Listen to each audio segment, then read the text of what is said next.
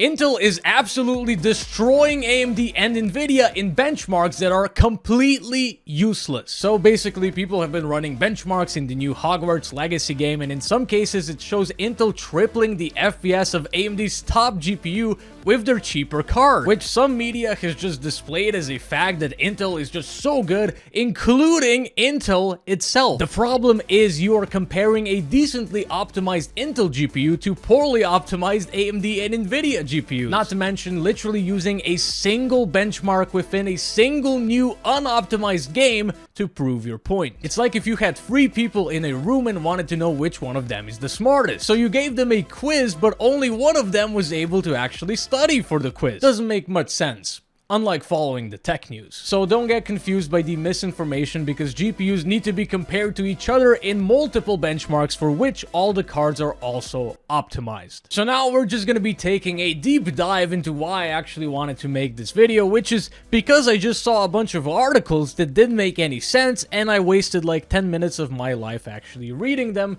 with people just basically spreading misinformation. For instance, this video on YouTube right here. The fact that we're almost tripling performance in Hogwarts Legacy with the A770 over the 7900 XTX is mind-blowing. Is it not? So no, obviously it's not just tripling performance. This game is very new. It's not optimized yet. It is going to change in the future.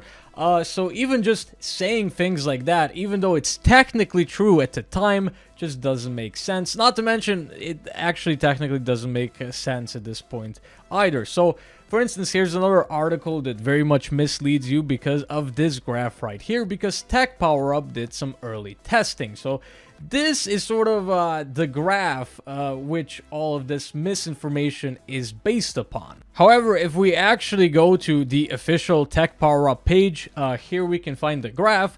But if we just scroll up a little bit, there's plenty more graphs that don't show the same scenario. So not only are you looking and commenting on very early benchmarks, which don't really matter at all, to be honest, but you're also picking the absolute worst case scenario for like the AMD card and just showcasing the Intel GPU. So I just got mad, to be honest, because like I said, I wasted a little bit of my time reading all of this misinformation. If you're actually trying to decide on which graphics card is actually more powerful, you need to look at many benchmarks across many different games, many different programs, all this sort of stuff like that, and all the competing cards also need to be actually optimized in all of those testings, because that just makes sense. And I mean, you also have tons of comments from other people that are also pretty angry as well, to say the least. Yeah, don't get blindsided by the misinformation. Unfortunately, this does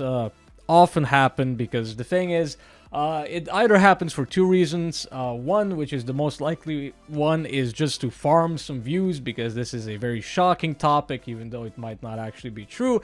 And the second reason why stuff like this would happen is when somebody would just look at a benchmark and not really understand benchmarking or PCs and stuff like that, and they just make a quick article or a video trying to get the word out, trying to get some views. So yeah, you know, like these people over here, I also felt very deceived and pretty, you know, a little bit angry that I wasted some time. So I just had to waste even more time making this video, because it's the only solution I saw fit for this issue.